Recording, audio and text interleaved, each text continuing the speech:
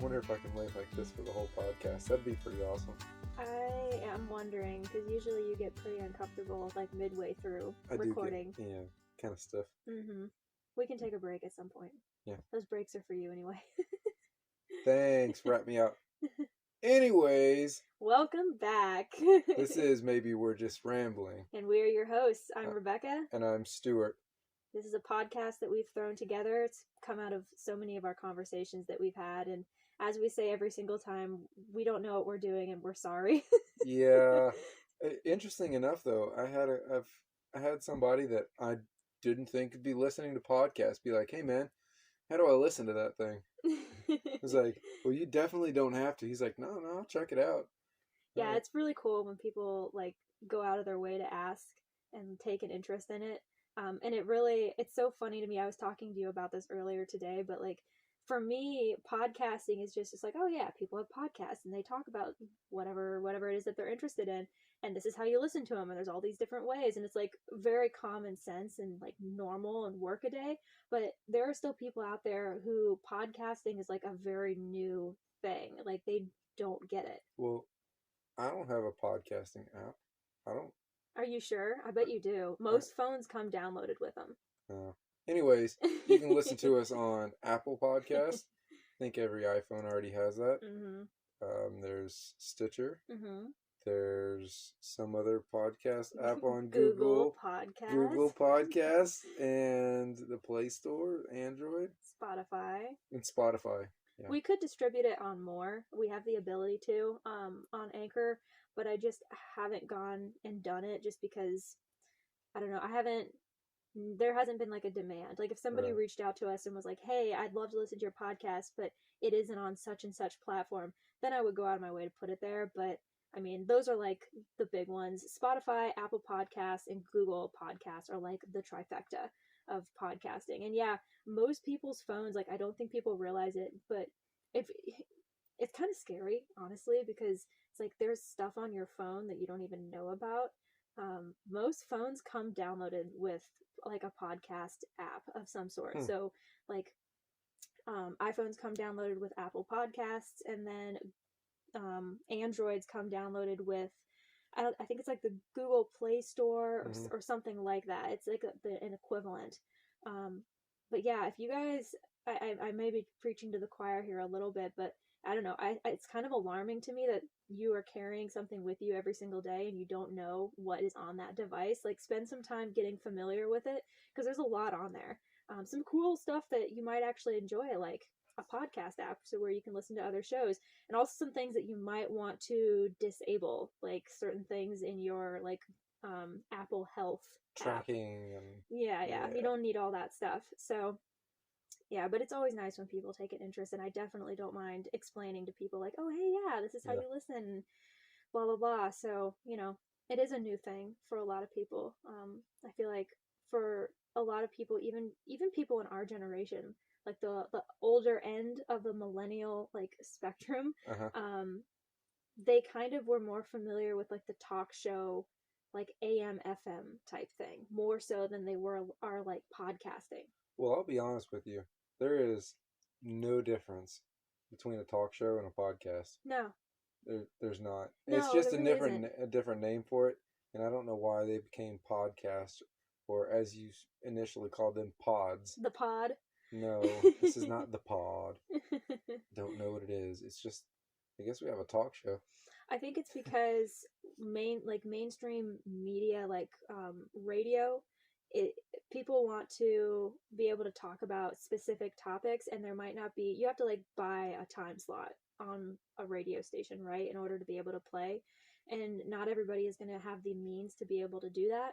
And so podcasting was kind of the answer to that, and it's evolved a lot. I mean, I remember way back in the day, podcasting was only something that existed like on specific websites, like you had to go and find it. These platforms like Spotify didn't stream podcasts on them. That's a relatively new thing, I would say, within the last 5 years, maybe even 5 to 8 years. Yeah, it's been like a new development. So I think it's an answer to people wanting to like get their slice of the pie and kind of get their word out there and do their own independent thing and not have to worry about a conglomerate or getting on like a particular radio wave or whatever. I like pie. I guess can we have a piece of pie? That's what you took out of that? Yeah. I'm still full from dinner, but yeah, sure, you can have some pie. Yeah, I went out to eat 3 times technically in 2 days. Oh yeah, you for Big sure. Ballin'. I had a hectic weekend. I had Waffle House one night. I had Cheddar's yesterday, and we had Tio Juanita's tonight. The local Mexican food place. Yeah, it was so good. I like Tio Juanita's just because it feels very like, well, it is. It's very hometown, very local, but I just like that energy. And I like that you walk in and you see the same people every single time, and it's like a family that owns the place and operates it. And I really, really love that whole like local business vibe. But yeah, every single time you go off to do your thing, like over a weekend or whatever, I always know that you're gonna end up eating like crap. And it's like as you're driving away, I'm like, please eat some salad, have some fruit. Like just think about something. Just let me live, woman. I had tamales to start with, some gas station tamales because I was starving. I was starving. Let me just tell you about my weekend before we get to this podcast, this talk show, whatever we're going to call it, the pod. Well, it's no secret that I race my truck.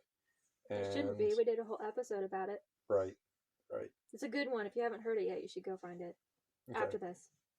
Do you have anything else to say? No, go ahead. Okay. But on Thursday night, I hit the road to go down to Houston. There was a drag racing rental where about 20 vehicles, throw in some money, you put it all together basically, and then you can be at the drag strip from 9 a.m. to 5 p.m. and not have the peanut gallery there. You can really get some good work done on your vehicle, some testing done. You can run some really good times. You're able to hot lap, which is make a pass, turn around and come make another pass right away. Got a nice fresh intake charge in your motor. Fresh air has been going into it. It's the best thing, honestly. The best thing that you can hope for. And so I hit the road down to Houston to do that, Baytown specifically. And I got about 30 minutes away, and I exited to go to Buc-ee's and get a little bit more fuel. And my brakes started going soft on me. And I would pump the brakes, get the pressure back, but it would still get soft and go all the way to the floor. Thankfully, I wasn't on somebody's tail, and I was able to get into Buc-ee's and figure out that I had rubbed a brake line raw. I had just got some new brakes put on the rear of my truck, and I just had put some new springs in the rear of my truck. Well, in the course of all that, I bent a bracket, self-imposed issue. So I did what anybody else would do whenever they rubbed a brake line. You just clamp it off and keep going with 3 brakes down to Houston. And did that. Ended up getting the part on, that night got into Baytown fine. Then the next morning was able to go to a dealer. I got my truck back up and running by about 11:30. So I missed a couple hours of that track rental. But then, let's see, myself, my 4-door Ram NA57. I topped my best time of 11:59 at 114.30. Yay! Yeah. And I did 11:280. I gained a little over 3/10 in the quarter mile, and trap speed was 118.40 something one pass, and the next best pass was 11:28.4, 118.8 miles an hour a quarter mile, something around that. Anyways, is a big gap between 1 and 2 in the 4-door trucks now. It's gonna take quite a bit to make up about 6 miles an hour and 3/10 of the quarter mile. So that's exciting. One of my really good friends, Kyle Tingle, owns Gauge Performance. He took his truck down there. He claimed the top spot for NA two-door 5.7 pickup trucks. Woohoo, Kyle! That truck is a beast. Pretty scary. It's 1066 at 124.5 miles an hour in the quarter mile. It flat out works. These setups just make power. Couldn't have gone any better at the end of the day. And then another really good friend of mine that has a lift up in Dallas that I always talk about. He's got a Hellcat truck, a Hellcat motor in his truck with a Hellcat transmission, and he has a fabricated rear end 4-link suspension setup. He went 9.41 seconds in the quarter mile at 145 miles an hour. So he claimed the top spot for all the boosted and bigger motor trucks. So wow, got hit with the trifecta. Woot, woot. Hit the trifecta on Friday, man. Riding the high right now. But we went to Cheddar's after that. Stayed there for about 2 hours. Just kind of shooting the shit. That was a good time. And then today we went to Mexican food. So I think I need to lay off for a little bit. Well, I did fix you a really nice lunch. You did. I knew that you were going to be needing, so I chopped up some broccoli and I made you a salad with romaine. And then I also made you ramen, which I guess isn't really a health food, but it is like a comfort food. So yeah. But anyways, that's how my weekend went. I'm pretty excited about it. I mean, before we did the podcast, it was like, all right, I need to do some homework. And you know what I did instead of doing homework? I started looking at all the logs, all the recordings, basically, of my truck from the track and the passes. And that's what I did. That's what I love. I can tell you're so happy right now. Yeah. And I'm really glad that it worked out so well. Mm-hmm. We've got some exciting things coming for it. Got definitely some room to grow. Maybe in the 11 teens or something like that. The big old 4-door truck. Yeah. How does it feel to be that person? It doesn't feel like I'm that person. But you are. Clearly I am. I'm just having a good time. It feels good to be on the side that I'm on. Mm-hmm. Trying to do it right. Mm-hmm. I'll leave it at that. I'm not trying to throw shade anywhere. I feel like I've done it right. And this has been very hard-earned reward. Yeah, 100%. I mean, you've really put in a lot of work and a lot of hours and sacrificed sleep. And I mean, you wouldn't be doing this if you didn't absolutely love it. Because I was asking you last night when you were working on your truck, I was like, are you having fun? 2 nights ago, yeah. Yeah, 2 nights ago. Because it was getting dark and it was so cold. And you were out there still working. And I was like, is this what are you legitimately having a good time? And you were like, yeah, absolutely. And I was like, he was like, and you were like, wouldn't you be? I was like, no, absolutely not. I would be pissed. I'd want to be inside in bed, get relaxing. Being dirty underneath a vehicle is not my idea of a good time. And it is 100% it's not necessarily your idea of a good time, but it's all part and parcel of that, you know? Mm-hmm. And yeah, you wouldn't be doing it if you didn't love it. And it's really cool to see how far you've taken it. And really not a lot of time. I mean, it's like you said, 2 years ago, you knew nothing. Yeah. And now, I mean, I have some conversations that if I were to tell you or even other people in the Ram community, I have to give an explanation to it. Say my truck was doing something. They're like, what do you mean? What is that? It's like, well, so here's what happens when this happens, blah, blah, blah. I'm not an expert, but I've learned so. I'm just trying to be a sponge. I mean, all the things that I've done are not the only thing that I've given the people that have helped me is my truck and my effort, and try to be a sponge for their intellect. Mm-hmm. Yeah, there are so many good people to learn from, and people who are like you compared it, the truck racing wave one time to the hot rod car thing back in the 60s. right before it all went bad, basically in the 70s. And it's like, yeah, you have these people who like, this is all cutting edge. They're pushing the limits. They're being like really innovative, taking something that wasn't designed to go as fast, as quickly as it is, and like completely reinventing how people view vehicles. Which, I mean, if that's not the most American thing you've ever heard, like, I don't know what is. And I think it's really, really cool. It's not something that I don't get as invested in it as you do, but like from the outside looking in, it's still interesting to me. And it's a cool thing to like observe. It is. I really enjoy it. If I could make a living from doing it, I would. I don't think I'll be able to. I'm gonna still be an average Joe probably that throws what he can at it. I mean, just like the American dream, and just try and do what I can from the comfort of a shade tree. Yeah, you had a good weekend, and I'm not gonna lie, I was a little bit envious just because like you have this thing that you do that you're really passionate about, and you have people to do it with, and then you can go to places and do the thing that you love with these people that you know and like are friends with. I mean, that's any person's like dream for any hobby, and it's like, man, he's like out there having a ball on a Friday night, and I'm like at home watching Hannah on Amazon Prime. Like that's my weekend with the dogs. And I'm not saying that that's a bad thing at all, because I really love my life a lot, but at the same time it's like kind of wish I had some friends to go, I don't know, go do yoga with or something, you know? I made a joke about like, oh yeah, you could just go to this like yoga retreat or something, and that would be the same thing as going to a track rental.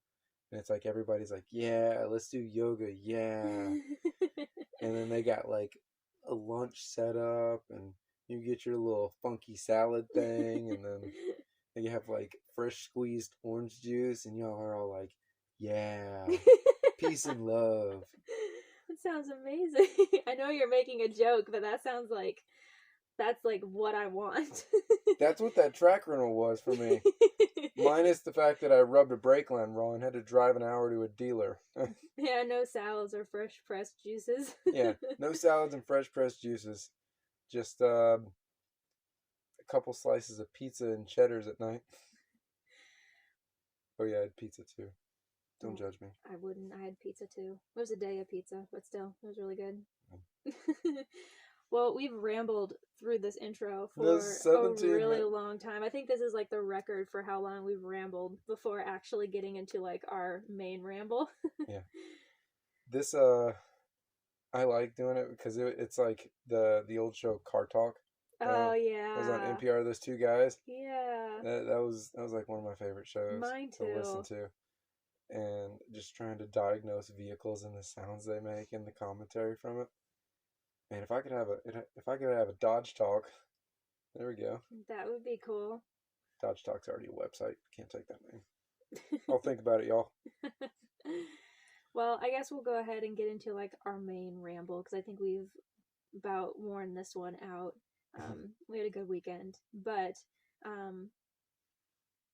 I've been thinking about just our life and everything in general. And, with anything that you do, there are going to be like pros and cons. Any lifestyle that you choose, any job that you have, any hobby, any whatever, there's going to be pros and cons. There's going to be drawbacks. There's going to be things that you love and then things that you really just hate. And that's not something that you can avoid.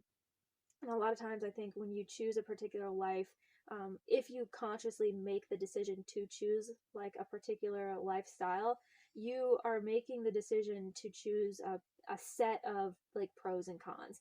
And that was something that we were very aware of whenever we decided to live in an RV. We knew that we were setting ourselves up for a whole lot of really great stuff that comes with having a mobile lifestyle and being able to kind of go wherever you want, but also a very unique set of issues and challenges that you don't have when you live in a traditional home, or if you rent or whatever. Or not as common, at least. Yeah, not as common for sure. So we made that decision knowing full well that that was what we were going to get into. And I kind of want to spend some time talking about that, talking about like the highs and lows of RV living, because I think, as we all know, whether it's hashtag full-time RV living or hashtag van life or whatever, there's a lot of romanticization that comes with it because of social media and Instagram and YouTube and the filters and blah blah blah. It's really really easy to just create a highlight reel of this lifestyle and make it look like it's just back to back to back, like scenic overlooks and adventures and campfires and get-togethers with friends and blah blah blah. And you don't see the really like unglamorous stuff that happens in between all of those things, because you do have those things, right? But there's a lot of other stuff that comes with it that doesn't oftentimes make the like front page. And I think it's important to talk about that, because we've had people basically tell us that like we had this handed to us, this lifestyle, and that we don't know what it's like to really struggle for something or really work for something, and that we have it so much easier than somebody else who's leading a more conventional life.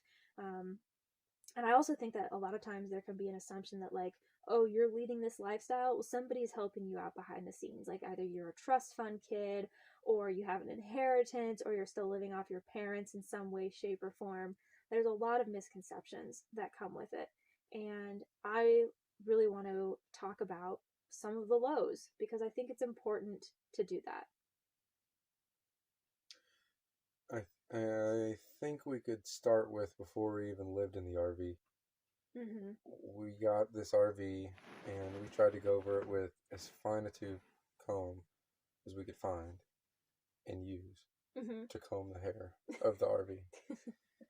And I think we were only 2 or 3 weeks into owning it whenever we pulled up the floor to put in a new floor and realized that we had a giant water leak in the slide into the floor. And I mean, we were living in like a townhouse in Connecticut, and you were still in the Navy and I was at Home Depot, and we had no way to rip that thing apart. I mean, it was either on a curb or down the street a little ways in a parking lot, or in a storage lot somewhere. I mean, we didn't really have the infrastructure to pull the RV apart and make that kind of fix. So we bought the RV, and then within a couple weeks, we found that leak, and then we had to find somebody to fix it for us. So then I think we coughed up a check of like what, $1,800 or something. Yeah, it wasn't as bad as I was afraid it was going to be, because it was not a like small leak. It wasn't like the worst that we've ever seen. Now that we've been in this for a while and we've seen other people renovate RVs, by far not the worst water damage we've ever seen, but it was still significant, and it was scary because the slide of the RV is this thing that's designed to move in and out, and it's kind of a crucial part of the RV, and it's really big, so it's hard to work on. And there's a lot of like different little moving parts under there that if you start to mess with them, it can kind of get out of whack really, really quickly. And when we found that water damage, it wasn't like it had happened at one point and now everything was fine. No, it was actively wet when we found it. And of course, when we found it, it happened to be during like the rainy season in the Northeast. It was like February. Yeah, February, March-ish, and just nonstop rain from dawn to dusk. Everything was so damp, so saturated, and then we had this water damage that we found. My like life came crashing down around me, because our whole plan was for me to finish up my contract, which would have been done in like May, and have this RV renovated and ready to go, and then we were going to hit the road and move down to Texas and start like civilian life. That was the plan. And this kind of threatened all of that, because all of a sudden we have this like very massive wrench thrown into the works, and we have this water damage that we can see, and we don't know how far it goes. Like, we weren't sure how far into the walls, how far into the floors, how deep. We were pulling up everything, trying to diagnose it. it was terrible. It was really, really terrible. And I cried for like a day straight. I'm not even kidding, because it felt like this thing, this really awesome thing that we had decided that we were going to do, was being threatened. And we hadn't known that it was there when we bought the RV. And all of a sudden, now it's here and we have to do something about it. We're on our own. Like, there's nobody to help us, nobody to like tell us that it's going to be okay and pat our heads and like hand us some money to fix it. No, we had to figure it out on our own. And it was not fun. Yeah, that hurt. It almost made me question. I was like, I mean, we don't know what we're doing. Should we even be doing this? 100%.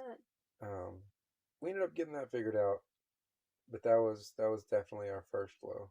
Mm-hmm. And it ended up being okay. And we got through it. And we got really lucky because we found some people who were able to fix it. And like we said, it ended up it wasn't as bad and it wasn't as expensive as we thought it was going to be. And I think we were down for a couple of weeks, maybe 3 weeks. I think 3 weeks. And then we were, off to the races again. But like, what an introduction to RV living. Like, we're not even in the thing yet, and already we're facing something like that. So that was like the first thing. The second thing that happened also happened before we were actually living in the RV, and it's kind of humorous looking back on it now, but at the time it was like, oh my gosh, like, we just finally got this thing ready to go again, and now we have like this situation. And I'll let you, do you know what I'm talking about? No. Do you not remember? So we got the RV back. We were continuing on with like putting in new flooring and like papering the walls, painting, blah, blah, blah. And we got to the point where we were going to put the new flooring down in the bathroom. Is this ringing a bell yet? Oh! Crap. So Stuart was in the bathroom working, and he was taking up the toilet because we needed to remove the unit so that we could do the entire floor. And I was in, I think, the bedroom painting, and you, like, I hear you like yell, and then you come out and your eyes are like big as saucers and you're like white. I'm like, ah! And I was like, oh my gosh, what is it now? And you had no words. You were just like, you need to look. And I'm like, what am I looking at? And I go into the bathroom and I look down the little hole where the toilet was sitting, and there was a literal pyramid of poop in the tank. And it wasn't our poop. Yeah, no, just a big and old pile of crap. Not something you want if you're in an RV with a holding tank like that. Knowing what we know now, something like this, it's super gross, super unpleasant, and 1000% avoidable, but it's not the end of the world. You can fix it. But to us, then being the newbies that we were, this was like an entirely new, terrible thing. We were dealing with this poop in our tank, and it wasn't ours, and we like had to figure out how to get rid of it. And we were thinking like, oh my gosh, like our entire black tank is like ruined. You gotta like start chipping this stuff out of here or something. We're gonna have to like get a new black tank or something. Like I think we even talked about that at one point. It was disgusting. It was so frustrating. Yeah. We called your dad, who's had quite a few RVs, and he was like, "Oh, just go to the store and get such and such. Just go get this tank cleaner, and just this tank treatment. Just dump it down the tank and just drive it around for a while." And so I think we got 2 full bottles of tank treatment and just dumped them in there. Instead of, they have like 32 uses in each container, and we got 64 doses in one use. We blasted that thing, and then you fill it up with water, and then you drive around, slosh it around. It breaks up that giant poop pyramid, as they call it. And it ended up coming out all right. It ended up being all right. We had to, because Connecticut's really dumb, there's nowhere to dump your tank very easily, so we had to go find a KOA. And pay like $25. Yeah, pay $25 just to empty something into their septic system. Which is a whole different rant for a whole different day. But, I mean, once again, we have this thing happen, and it's gross, and we have to figure out how to deal with it, and it's like not a normal issue to have. Like most people who like never set foot in an RV or really spend any length of time in one, this is not an issue that normal people have. But it was an issue that we found ourselves having to deal with by virtue of the fact that we had chosen to live this life. Hindsight being 2020, it's really funny, and it's like a good story to tell people because people always get a laugh out of it. At the time, it wasn't funny though. Like it really, really wasn't. It was just another thing that was like interrupting our workflow and getting in the way of us finishing the RV and being able to live in it. So, you know, it kind of just felt like it was one thing after the next for a little while, and we weren't even living in the RV yet. So I want to get into that story. Actually, there's several stories, but before we do, I want to take a break really quick. So we'll be right back. Peace.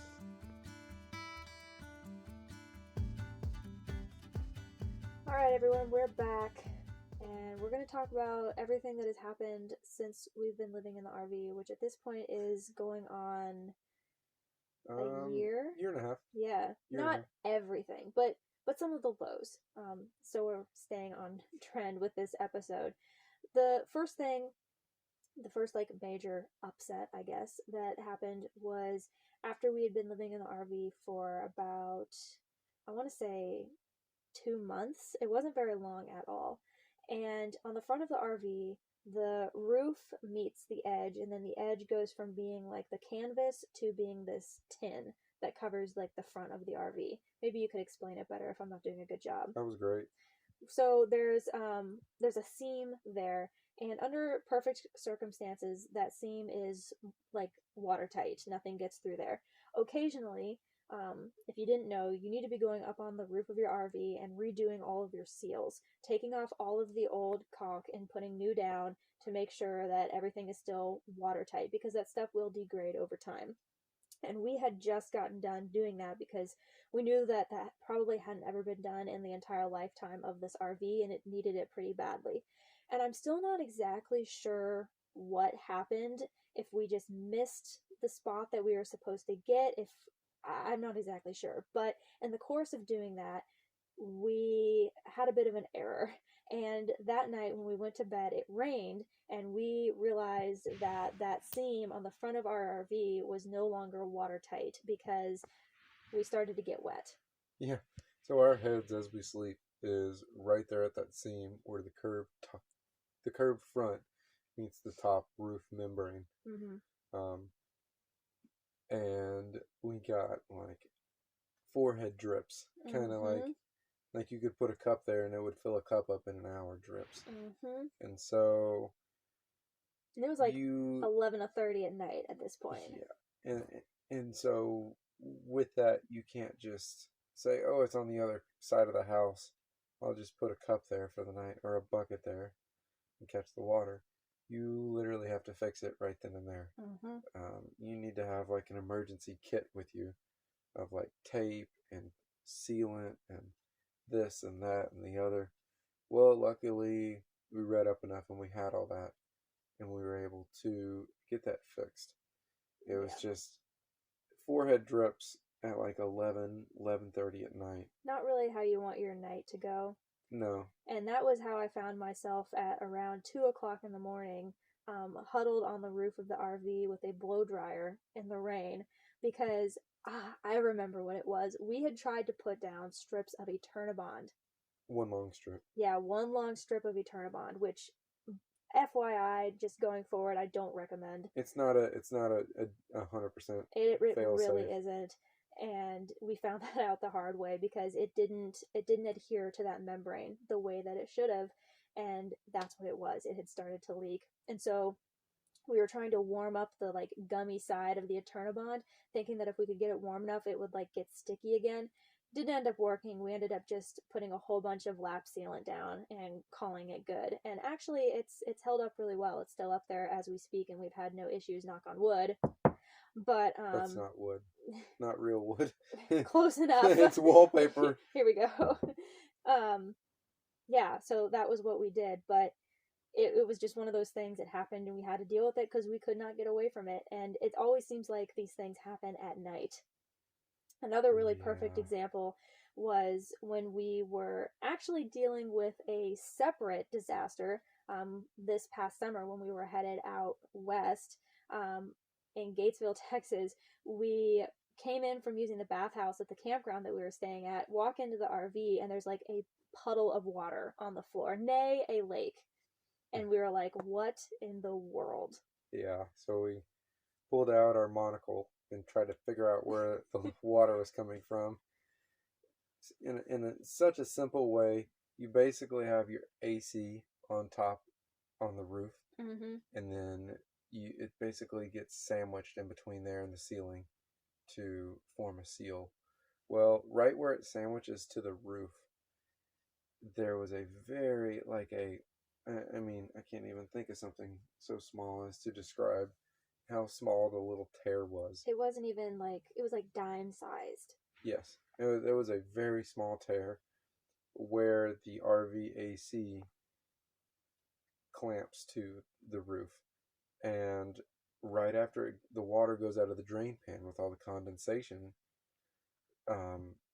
it went down in between the ceiling and the roof, went along one of the support runners on the roof, and then made its way through a little crack on these ceiling panels, and that's where it ended up on the floor. Mm-hmm. That was an interesting night also. And then once again, it's 10:30 at night, and then the real kicker was that we had to be up at 4:30 in the morning to run into Temple to pick up our new refurbished axle, because this all happened while we were also dealing with our separated axle disaster, which if you've been around for a while, you already know that whole story, but basically our hub separated from our axle as we were headed out on our grand adventure, and we ended up stranded for a week. Yeah. Once again, we got through it and it was all okay, but it's just when it rains, it pours, literally and figuratively. And you gotta do what you gotta do, and you gotta figure it out, because nobody is gonna come and save you. Nobody's gonna come rescue you. Yeah. In that occasion, we had a new axle fabricated for our RV and put on by a place. I'm not gonna drag anybody's name through the mud, but they didn't grease the axle. They didn't pack the bearings. And with about 6 hours total of driving, our whole hub assembly said bye-bye. And it went from my right side mirror, passenger side mirror, to my driver's side mirror, and about 125 yards into a field. That was kind of a nightmare. Yeah, it was really terrible. I think out of everything that we've had to deal with so far, that probably was the worst, just because I don't know. I say that, but it's every single time something terrible happens, it's oh, this is the worst. And then we get over it. Yeah, let's rewind. At the time, the worst thing was that we had that giant freeze down here in Texas. Yeah. And we didn't have electricity minus a generator. We had to stand in long, basically bread lines for propane. Yeah, basically. And our black tank filled up, and the gate valves froze to it. I sat out there with a hairdryer. Once again, our trusty hairdryer. Trying to... Shout out to the hairdryer. It still works. It's been through hell. It has. Yeah. It's the real MVP. Yeah. And let's see. I trying to thaw out that gate valve so that I could release the black tank and let it go down into the sewage system at the campground. Well, that didn't work, and then ended up being foam insulation board and a space heater and heat trace. And, well, funny enough, whenever all the fluid let go, finally out of the gate valve, we then had a 10-foot long route to get underground. And in that 10-foot, 3-inch hose route to get down, let's just say we had another stoppage, and we ended up with a 10 by 3-inch long mixture of your urine and feces. So we had to use heat trace, insulate that, wrap it in a tarp, keep it dry, and then finally let go. Man, that was scary. That was rough, and that was cold. It was single digits. Yeah, people in Texas just are not prepared for that kind of thing. I mean, that's just not in anyone's wheelhouse. Nobody prepares for that degree of cold, because it just doesn't happen, except for that one time that it did. And everybody in an RV was just sitting there going, like, what the hell are we going to do? Yeah. And our set of issues were just a unique variety, along with everybody else's issues that they were having. And at that time, overcoming that was like the worst thing we'd ever had to overcome. And then we got through that and we were like, okay, like we can handle this, it's all good. And then you fast forward a few months, whatever, and then we have our hub separate, and that's the worst thing that ever happened. And it's like every single time something happens, we push the envelope a little bit further for what we can handle and what we can overcome. And how far out from civilization we go when it happens too. That too. We were in the Medicine Bow National Forest in southern Wyoming, and we're down. I mean, the last place was like 4 hours ago. Last town, yeah. The last town was like 4 hours ago, and I'm not saying that because it's like 4 hours of highway driving. I'm saying we were 4 hours in everything down windy mountain roads and Forest Service roads, and we found the perfect spot. I found the perfect spot. That RV, we were going to put that RV right there in that perfect spot. There's plenty of room right there. You know what? No, we're not just going to put it there. I want the door to be on that side. I want the door to be facing that giant valley. Beautiful. So I pulled down into there and tried to turn around. Well, there's not room to turn around. It was like a scene out of the Long Long Trailer. It really and truly was. And God bless those people with that Jeep and that winch, because they came in clutch when we needed them the most. Let me quickly tell that story. So my truck has got all this stuff done to it, right? And it's got a pretty big torque converter, which think of it like a clutch. So the motor doesn't translate the power to the transmission until somewhere around 4,000 RPMs. So you don't get much movement until 4,000 RPMs.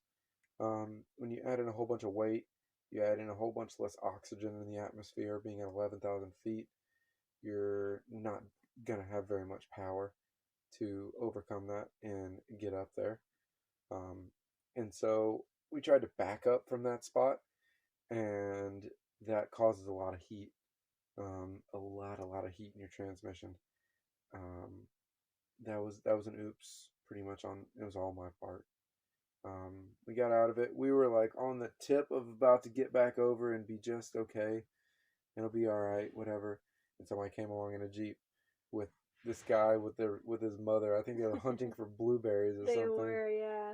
And she was like, "Oh, Jimmy, you can use that new winch you've been talking about. You just put on with your friends." And this guy's like in his mid-30s. He's like, "Mom." But they did help us. Yeah, they gave us the last couple feet to get what we needed to get out of there. And that's something too, in all of the highs and the lows and the peaks and the valleys that have come along with this lifestyle. Along every step of the way, whenever we found ourselves in a situation, it's like, man, I don't know what we're going to do. Particularly the really bad ones, like the axle separating and us being stuck in the literal mountains. There have been people that have come along just out of the blue and helped us. Like when we were broken down, we found out that literally it felt like the entire town of Gatesville was calling each other, trying to find someone to help us manufacture an axle. Yeah, Gatesville, Temple, Killeen, that whole area. We were in contact with probably 3 or 4 different places.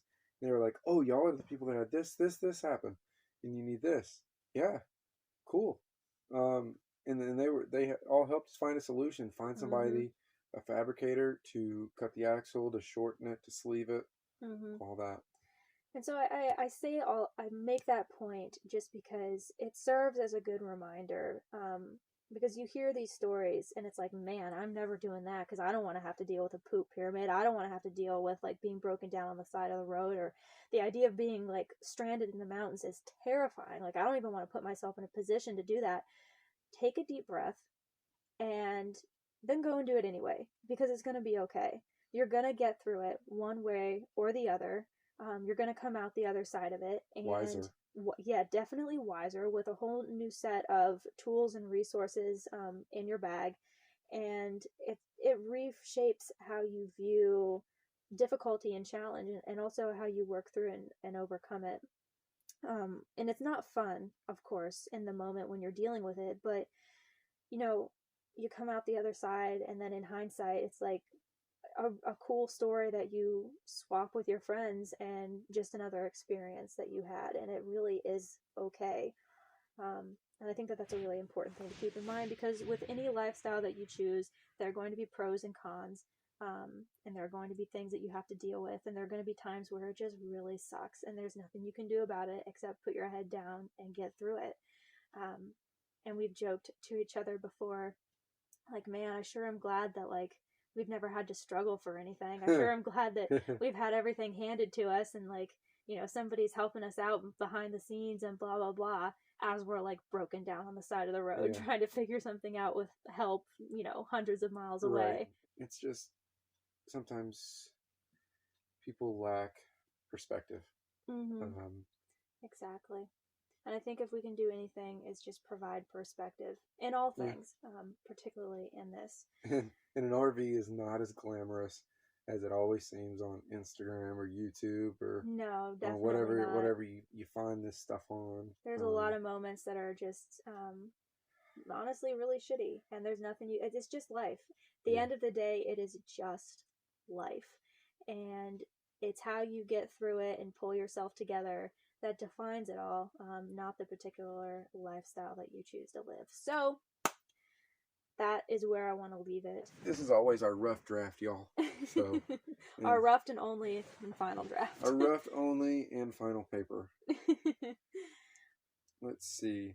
So I saw this on Facebook. A guy that I used to go to church with before I left for the Navy, he shared it, and I don't know how he got it, but it was from a news article from 1985, August 4th, 1985. We're digging into the archives for y'all. Yeah.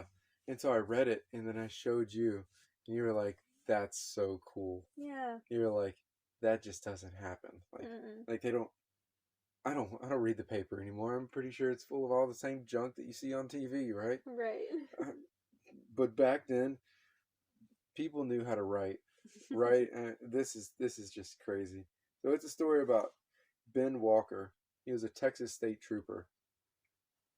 So the title of this little section of the paper was "Speeders Happy in Hill Country."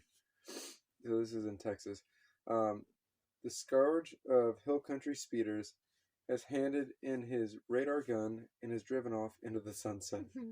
Ben Walker, the Mason-based state trooper who, legend has it, once gave his own wife a ticket, is calling it quits after 30 years with the Texas Department of Public Safety.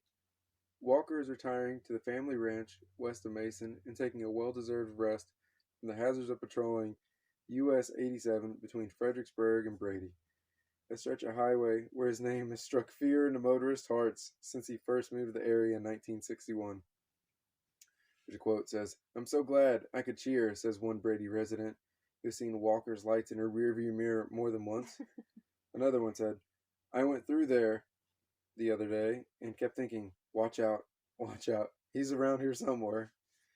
Such is the reputation of the tough, no-nonsense trooper. Walker anecdotes abound, and anyone who has traveled to US 87 consistently has at least one story to tell. Whoever wrote this, they said, "My favorite is, he pulled me off the road one night just out of Mason.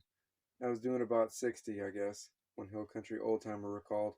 "By the time I got out of the car and walked back to him, he was already writing a ticket." Said, "You didn't quite make the team, old buddy." "What do you mean?" I asked. "I mean, you didn't make the team," he repeated. Then he handed me a warning, got in the car, and drove off. I almost felt guilty for not going a little faster. So savvy is Ben Walker that when fuzzbusters, those clever devices we now call radar guns, or radar detectors, were introduced to the hill country, he countered with a trick of his own, turning his radar off until a speeding vehicle was in sight.